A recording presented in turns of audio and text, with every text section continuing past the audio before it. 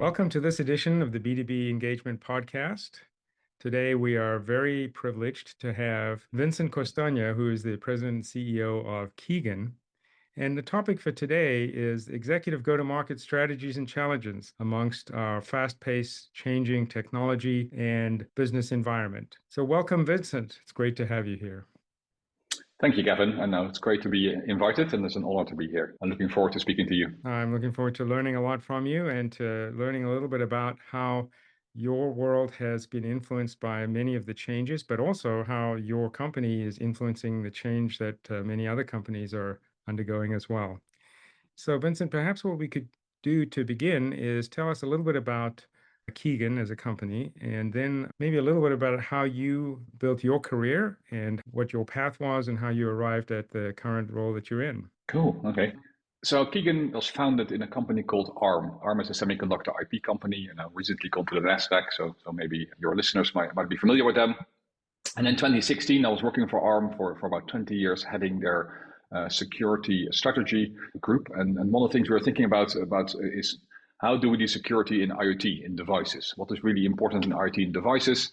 And there are multiple initiatives in ARM on how to secure IoT devices. And there's always the question, what is secure enough? It's very easy to say that something isn't secure enough, that you show incredible threats out there. There's plenty of examples of things being hacked. And the more security you add, at some point, the better it gets. But where do you stop? And the things we were thinking about a lot was the technology that is used in the cellular industry called SIM. SIM, we all know, we use it for our cell phones. We got the SIM on the side. It is very well known for two-factor authentication of your banking app, of your social media. It's been with the industry for 20 years. It's been well attacked, well defended. And there was at that point in time just a new initiative of taking the SIM and effectively soldering the SIM down, becoming an eSIM, in such a way that you could no longer change the SIM. You could now close the device up. The device could get smaller. We were much more useful for IoT. Right. And as we were at ARM, we were looking at that and go, well, that's actually really interesting for any device to effectively have that kind of level of security. And because ARM is a P company, it allows now companies to make chips with multiple functions. It's called a system on chip. We decided to actually take that and integrate it into other chips, for instance, radios or combi chips. So that is something we did in 2016. We got a growth project just after ARM had been acquired by SoftBank. And that's allowed us to really accelerate this strategy. So that was really exciting. Right? We can really make a lot of progress there. And then in 2020, ARM was going to be sold to NVIDIA. So ARM decided to spin off some of their new businesses that didn't quite fit into the NVIDIA acquisition. And Kigen was one of that. So we were effectively spun out in the beginning of February, March 2020. So as we all know, the pandemic, and that's formed us a lot. Yes, indeed. And you started out in a technical role, yes? Yeah, I did. I love puzzles. That's always been interested in me. It's like technology puzzles. And over the years, I did about 10 years in different roles, from being an engineer to being a manager of engineers to being a leader in the engineering community. At some point, I really started getting more and more interested in the human dimension. Right? The puzzle itself has an answer, but actually becomes more interesting when you also add human dimension. So I started to move over to more commercial roles. Went to product management, product marketing, probably in 2008, and then started into more commercial roles in 2011, 2012. And then about 2014, 15, I started to go to more general management. Again, I love the puzzles. I love thinking about strategy. I love where we need to go, but also think about the culture, think about the people, think about motivation, think about why do people want to buy things? Why do they need to buy things? All these kind of different things come together. And that's always kind of, and I still love the technology industry, trying to figure out what the right solution is for our customers, for our end customers. That really excites me. That's a very interesting confluence of capabilities and skills and experiences, because you're in an industry where there's a tremendous amount of change. And so it seems to me, part of the role of a company like Kigen is to anticipate some of the change. In fact, as we talked about, to drive some of the changes, but then also to be able to work closely with your customers and your partners to help them understand the value of the solutions that you're bringing, because it's not necessarily, well, it's certainly not commoditized. They're not out there looking for exactly a box that looks a way and that way. So there's a partnership with them in figuring out how to deploy these new technologies in a way that didn't exist 2, 3, 4, 5 years ago, that would help them with their business. And it seems that this confluence of your personal background with the way that the company is structured and goes to market is actually probably an essential component to being able to collaborate in a world where it's not commoditized products. There's not a lot of necessarily competition for exactly the same thing, but the way that you're going to market is, I think you're building an ecosystem of partners that really drives change across the industry. You know? So being part of ARM when we started is very much around looking at technology trends. What are the technology trends and where is it heading? For instance, the couple of things we really write on is things getting smaller. Yep. Now, smaller things become, it opens up new opportunities. I always reference if you remember that, the iPod, the first MP3 player from Apple. When Apple came to market, there were multiple MP3 players. Most of them had about 100 songs. And for those who were now really keen into music, they could download your 100 songs, but you had to select your 100 songs and maybe moderate your 100 songs. And it was a bit of a hassle. And then Apple had this small disk drive they found. It was like, an inch-wide disk drive. And they decided to put that inch-wide disk drive into an MP3 player, allowing you to have 1,000 songs and soon after 5,000 songs. And that's revolutionized the market of MP3 players, because now you no longer had to choose. You could download your whole music collection, and it opened the market. Now the same is happening with eSIM. But the ability to have one chip that does everything opens up new markets, right? Also, a hair straightener manufacturer looking at hair as a service, because the hair straightener apparently, it's not my personal experience, but they can measure thickness of hair or dryness of hair. So they could actually offer you services around that. And then suddenly technology comes into areas that you and I could never think of. So it is partly about looking at those trends and building on that. That's the first part. The second part is listening to customers. Like one thing I've learned is an institute called Pragmatic Marketing, and I can recommend it to everybody. They have a framework, and it's always about the problem. What is the customer's problem? So is it everywhere? Are they willing to pay for it? Right, and then you look at what are the trends we are developing and how could that solve customer problems. I think that is really important to have that combination between what is the possible and what is the useful. Right, and I think that is also the journey we've been on for the last 3-4 years in Kigen. We're very much from the ARM heritage of what is possible, and now really listening to the customer. Okay, what is useful and how can that make their lives better? That sort of framework it's not very common in very high volume product companies, because that it's hard to change when you're building standardized products. But you've really built a culture around listening to customers and building your team around people who understand that forward thinking, trend spotting, and direction identification, and also collaboration. And I think that this is one of the sort of go-to-market strategies that makes Kigen a little bit unique. Is there is a very strong collaboration. You innovate, the customers see the innovations, they think, oh, that's an interesting possibility, didn't know that was possible. They start thinking about their products. Then they come back and they say, we're interested in this direction. Then your team comes back and says, maybe we should think about how we can facilitate going further. So it sort of feeds off of each other, and it's a different way of thinking about customers much more as partners than just people who buy your solutions, right? Yeah, true. And now, because we're a technology business-to-business company, we rely upon our customers being successful. Right? The model we deploy is effectively a license fee or a royalty, depending on how you look at it. And if they don't ship any of their products, right, then nobody's going to be successful. So it's all about the partnership for success. So we very much in that ecosystem. We also play with lots of other people that are helping our customers. So it's not just about us helping our customers to go to market to become successful. It is making sure that the whole product, that everybody in that supply chain that is trying to deliver to this customer helps that customer become successful. Again, it's not just us delivering the SIM technology, but it's also the hardware manufacturing delivering the chip. There's the battery manufacturers, where everybody has to play together and has all to work together. Because if that customer doesn't ship millions and millions of those labels, we are not going to be successful. So that is the whole, I think the thesis we were set up from ARM originally. This is exactly the same way ARM works. It is now making sure that your customer is successful and that their customer is successful. You're trying to really enable that. And again, it's not just doing a one-off sale and then walking away, because if they are not going to use this product, nobody's going to really be very successful. The way we in ARM used to say is going to be a license fee to get access to the technology, and then a royalty to use the technology. And that's the license fee maybe pays us back some of the salaries. but the royalty is where the profit lies. Well, Yeah. and without profit, the company will go bankrupt quite quickly. So it is about now getting your customers successful. And that mentality, the customers also now really appreciate. Right? I've had a customer said, I would like to pay you lots more because that means I am really successful. Right? And that's really what we want to get to, is to get alongside the customers, understand their problems, understand what we specialize in, what we can help them with, and also know things that's not us. Maybe we should bring in someone else that can help you here. Yeah. And I think that this is, again, part of why you're different from a lot of companies is you think about this, and it's part of that pragmatic marketing framework is it's all based on the mutual exchange of value, right? Rather than product features and capabilities. And this is a mindset. It's there. Obviously, you've built this culture and you've got a technology infrastructure and a methodology behind the way that you innovate and you deliver your solutions.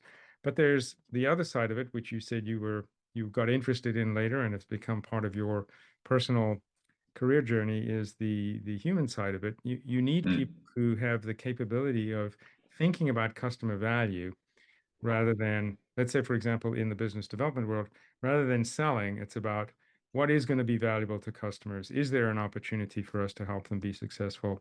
And would that work from a business model perspective? And that's very different from a lot of other companies go to market, is they have a sales organization, they have a marketing team. So what do you look for when you're hiring people? Because it's not always certainly not taught in schools. And secondly, it's not always the first thing that comes to mind when people are incentivized, with respect to their own companies and the growth and the profitability of the company. So you've honed this skill and you've thought a lot about how to build teams that deliver on that vision that you set out to achieve. That's actually quite an interesting question. So yeah, I think first thing I really care about is the culture of the company. I think it's really important that someone is a cultural fit. If you want to collaborate with people, it really helps to be nice. If you look at my LinkedIn profile, it's the first thing I said in my LinkedIn profile is be nice. I used to say work hard. I now believe in work smart. It's important to be well rested. The way we manage the company is very much as a coaching culture, right? And if you are putting your A team on the field, you don't want them all to be doing an all-nighter, because that's not a good way for them to turn up for their customers. Work smart, make sure that you're well rested, and then have fun. Those are the three core things that I believe in. And then from a culture point of view, so you need to have someone that is willing to take a little bit of the politics, the high ego out of it. High ego people don't necessarily do really well sometimes. They're fun to work with, but if you're trying to collaborate, being the smartest guy in the room and showing that, or the smartest woman in the room and showing that, isn't always going to be very helpful. So you need people to be willing to work, be quite relaxed, but quite collaborative. I think that's really important. Also, it is not about driving the individual outcome. If you want to go fast, well, go by yourself. If you want to go far, go as a team. Right? I think that's also very much the spirit that's important. And then what I really value is, and that's has been quite hard actually to get to this position, is to take risks, but to allow mistakes. Mm-hmm. And nobody likes to admit to mistakes. So someone in my earlier career, I always said, yes, you have to be friendly for mistakes. And okay, you go, okay, what mistake have you made? And then you see senior executives struggle, right? And they go, we worked too hard. Yeah, and that's not a mistake. So we really try to work hard on that culture that's if you push really hard, you will make mistakes. We will trust you. That is also the high trust management. But it will mean at some point, if we trust you highly, you could make a mistake. We are there to help you through those mistakes. I think that's also really important. So we do take risks with customers. We do take, we push hard on what we can achieve. And if we make mistakes, we rally all around. We admit the mistakes. Nobody's going to fire for the mistake. We try to rally around. We try also to learn, not to make the same mistake twice. Because now you're being lazy. But I think that's really important to, as a company, to admit the things you do wrong. And we change position, change direction, and move forward. Yeah, I think it's an important cultural element, but it's not easy to achieve, because I think that there's a lot of vulnerability that goes along with that, and your willingness and ability to be vulnerable. This hierarchy of trust, have you ever heard of that? Yes. Right, so the lowest level of trust is that I ask you how you are, and you go, I'm fine, right, with your arms crossed. And that effectively means you're not willing to share. And that means you don't trust me, because you're afraid that if you share that, I will shout at you or make fun of you or go, you should fire him. Right, and then by the time you're at the highest level of the pyramid, you go, well, I know you are really strong at this, and I'm really struggling with this. So can you come and help me? And, right, that willingness of vulnerability, that's quite interesting. Now, I'm not saying that we are at the highest level of the pyramid, by the way. We are still learning, but it's definitely interesting to analyze these things. Well, it's interesting because I have found that throughout my career, the way you get higher up in that trust hierarchy is not only to admit your mistakes and ask for help, but to demonstrate that you've learned from them. And Mm. I think one of the things that's hardest is to, when mistakes are made, because obviously we're all humans, and even if we weren't Yeah. humans, machines make mistakes too. But when you make mistakes, it's to sit around and discuss understanding how that mistake was manifested, and then Mm. internalize what you're going to do as an individual to learn from it, to avoid it, to mitigate the risks, whatever that is, but then to demonstrate that. And that's something that I found is that it's very easy for people to say, I'm an open minded person, I'm an active learner. But as a leader, you've probably observed a lot of this. You can watch and see whether people actually do learn. And I think that my experience is the trust building comes when the leaders observe, or the counterparts observe Mm. that learning. And I think that it's personal vulnerability to be able to admit, geez, I need to change something about what I've done or what I am doing, about what I'm going to do. And I think human beings have a very hard time with that. That's not. Agree. The more senior you are, actually, very often doesn't become about how you're going to change. It's more how you complement yourself. Mhm. Right, so not always the best at looking at details. Right, I get a bit bored. I like strategy. I like new things. So I bring in people that around me that are really good at the operational side. Right, and I give them the time, I give them the respect. But that's not what I'm personally driving. So it's how you complement your own skills, your own things that you're not necessarily good at, or maybe you don't find that interesting, or maybe you're not as excited about, and making sure that you build a team with people who are, right. Yeah, no question.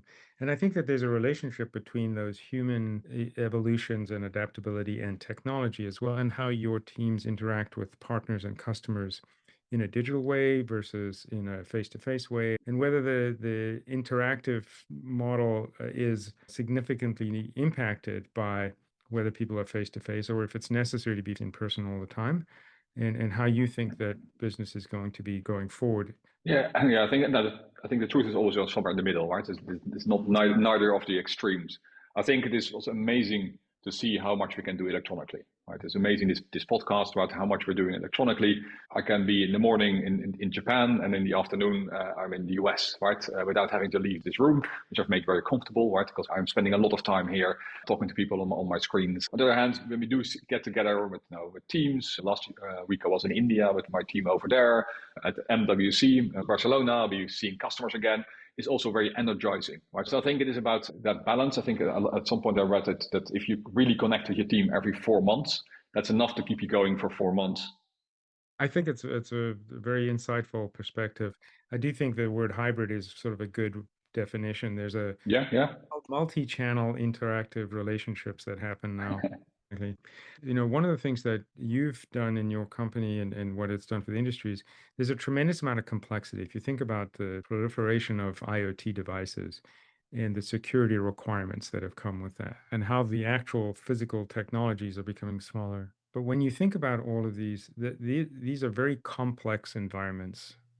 So part of the challenge that we have as we communicate and collaborate, and we used to have this method where we would get into a room, you'd get up on the whiteboard, and people would collaborate that way, right? And now I think some of the technologies that we've built, as you said, video is a big step forward compared to where it was 10, 15 years ago. It's night and day. But I think that the next phase of what's happening is the ability to create seamless and channel independent collaborations is going to be really, really important. How to create these relationships that are collaboratively performing enough and well so that we can accomplish what we need to, no matter where we are. And even if we're not in the same room, to be able to have that in depth explanation and convey complex subjects to each other. You need to also think about how do you explain this at all the different levels, right? Because yes, maybe engineer to engineer, people will be able to communicate, and they will use different tools. But how do you communicate something that is really complicated very powerfully to a very large audience? It's that layered communication that has the depth and knowledge that an engineer might want, but also the understanding for someone who is purchasing this. So you have a whole different ecosystem, and everybody in that ecosystem will have a different requirement and a different need. Right? What they care about is now a good product for their customer base. Right? Having to explain that at multi-level of abstraction is quite an interesting, also marketing challenge for us, I think. And especially if you're not doing it on a whiteboard, you're not doing it in person, and you're trying to enable, the number of customers we have is quite small. So if you look at we sell to the module makers, there are about 10 in the world. We sell to some of the chip makers. There are about 100, but we probably sell to about 10 again. But then when you go to the next level of the device makers, there are 10,000, maybe 100,000. And when you then go to consumers, billions. So how do you do that communication to all those different levels? So that's where kind of a really interesting challenge. Yeah, and I think the challenge is interesting because as you progress down that value chain, people are expressing more and more desire to learn about this on their own without having to talk to a salesperson or a marketing person. Yeah. And in the former 10, 15, 20 years ago, you'd go to a trade show and you'd learn everything you needed to learn about what was happening. You'd talk to the experts and the various suppliers. And as you've talked about these layers of value being different depending on where you are in that cycle, how do you create digital learning environments for people at the level that they need in a way that's delivering the value story, but allowing them to peel the onion, so to speak, to get to the technical level when they need to, right? Absolutely. And I think that's part of what we're going to have to figure out together is how to help all of our customers and their customers understand this differentiated value and in a way where they can do it on their own if they want to. Yeah, I agree. And now the other thing is people have a 60 to 90 second attention span. Right? It's not about lots of information. It's about the right information, the information they care about. Right? And that's really now getting to the next level marketing in my eyes to as a company to make sure that you engage people. And that's not just the direct sales. It's also, again, in our case, we are selling to supply chain. So if you think about someone creating a product, and another product I really like is the washing machine. Mm-hmm. I was talking to a washing machine maker, and they had Wi-Fi in the washing machine. Now, I'm not sure if you have Wi-Fi in your washing machine. I do, but I haven't got it connected because it doesn't really do anything for me. Because I can start my washing machine from here, but I'm gonna have to go downstairs to put soap into it. I have to put my stuff into it, right? I have to do everything, and then I can maybe start it from here. That doesn't make sense. But it gets right back to one of the earlier points you made is being able to understand the value. What's the usefulness? Because just because we can't put Wi-Fi into a washing machine doesn't mean that it's going to be valuable. One of the questions I have for you is there's some enabling technologies for you. IoT certainly is a tremendously sort of broad enabling technology. Has 5G made that more accessible? And is that something that's going to change the trajectory of Kigen-enabled eSIM infrastructure? Yes, but not the 5G you would normally think of, right? So a lot of people think about 5G is when they land in Barcelona and they get 800 megabits per second on their mobile phone, right? Great. That's not the 5G that really enables things. So think about your TV in your cellar. Right, a lot of communication can't reach that kind of place, but actually these cellular IoT modems can reach that kind of place. And then one thing is we're actually working together with a company called Skylo, and there's a few other companies like this, and they do like these kind of radios over satellite. Mm-hmm. So they're combining satellites with this kind of same radio spectrum, and now you can have if you are roaming off a network, you can roam onto satellite, and satellite clearly is around the world. They're using these same TV satellites that are currently no longer used because we're all streaming Netflix and Amazon Prime via cable. So you can see how that connectivity becomes seamless. Garmin has brought out a watch. They're doing something similar. They're using narrowband IoT radio to be independent of your phone. A lot of people run with their phone, but their phone might run out of battery. And they had a SOS, I have fallen over, please send help kind of radio built into their watch. So you can see people are starting to experiment with different use cases. I think that's another really interesting way of thinking about the broad spectrum, if you'll excuse the pun, of the possibilities and problems that these kinds of technologies can solve, but they're not immediately obvious to everybody. You just told a story, right? And I think that because you're a good storyteller, you're probably very good and very effective when you're with clients and when you're with partners. The challenge is how do you scale, Vincent, right? And so what we need to do is think about these digital infrastructures as a way of scaling that storytelling to people who care and are capable of understanding the potential there, right? And being able to tell those stories as seamlessly as you did and as engaging as you did becomes the difference between the possible and the useful, right? All of us, I think, need to work hard to not only understand the technical infrastructure, but to be able to understand our customers and their customers' problems so that we can tell those stories in any channel. And also these stories are not static, right? So the story will mean something for you and you will fill it in, but it will mean something else for someone else, right? So depending on where you are in your experience of technology, where you are now in your problem, where you are, what problems you are struggling with, some things will resonate and some things will not, right? That's really the next step for us as a company. How do we do that well? What technology do we experiment with? What some of these things are now experimentation. I don't think this is all solved for everybody, right? We don't just want to do campaigns which gives us lots of leads with no content.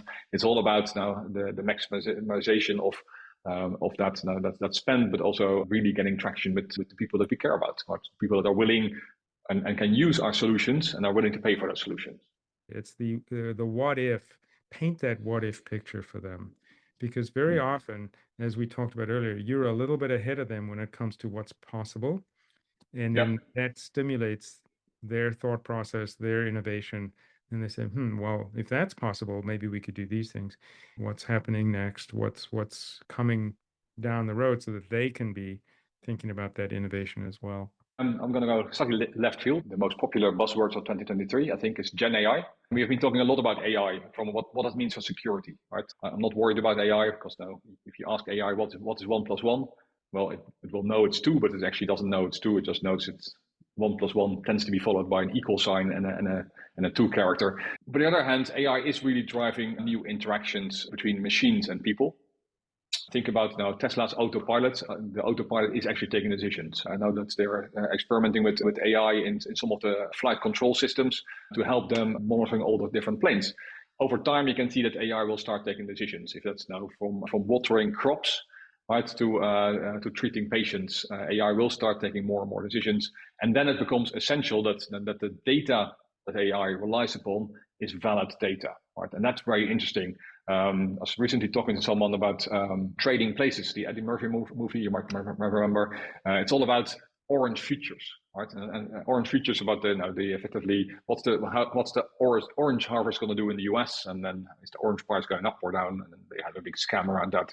But think about now farming and think about watering trees, and if I can hack your farm and I can hack your sensors and I can say they have way too much water and you stop watering them and you kill the trees and somehow I make money out of that, right? It becomes really interesting use cases that we haven't even thought about when you think about AI. So I'm talking a lot and we're doing a lot of investigations, and we have solutions around how do you secure the device, which would be on the SIM and the eSIM, but how now you do secure the data coming off the device so that this data comes on this device, this device is healthy. This device is a device that hasn't been tampered with. It's a known device because cloning of devices is a real problem in the industry. So this is where we now really kind of looking at how do you, in a world that is moving to AI and transforming fast, how does AI get its senses on the world, and how do you make sure that those senses in the world become now really secure? Because again, as computers get more powerful, it becomes easier to fool them and to have bigger impacts. Well, perhaps we'll have a follow-up podcast in a couple of years, and you'll tell us how that's all evolved and what the Kigen eSIM security for IoT data and farming and everywhere else has been able to accomplish. Because I think it's going to move pretty fast, and I'm sure you'll be at the very forefront of it. It's wonderful to talk to you, Vincent. I really appreciate the time. It was great insights. I'm sure everybody who's listening to this will learn a lot and will be inspired, not only by the technology and the infrastructure, but by your story and your vision as well. So it's been a great pleasure. Thank you so much, Vincent. Excellent. Thank you very much.